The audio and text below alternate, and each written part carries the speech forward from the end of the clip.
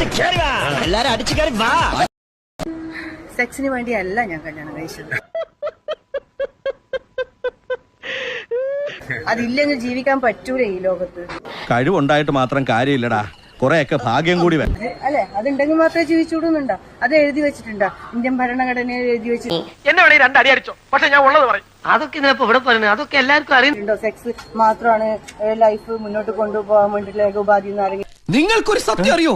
ഞാൻ ഒരു വലിയ സംഭവം സത്യം അതും ഒരു ഫാക്ടറായിട്ട് പറയുന്നുണ്ടെന്നല്ലാതെ.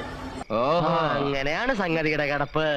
അല്ല, അതല്ല, അതൊരു ഭാഗമല്ലേ, ലൈഫിന്റെ ഒരു ഭാഗമല്ലേ സെക്സ് എന്ന് പറഞ്ഞത്. അടച്ചോനോർത്ത് എന്റെ മാനം കളയരുത്. എന്റെ ഒരു ഹാജത്തുകൊണ്ട് ആദ്യമായിട്ടൊരു അബദ്ധം പറ്റി.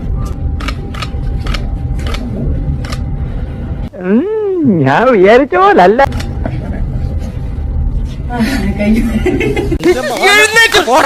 ബാക്കിയുള്ളവനെ അസൂയപ്പെടുത്താൻ. എന്നാ പിന്നെ ഞാൻ ഇറങ്ങട്ടെ.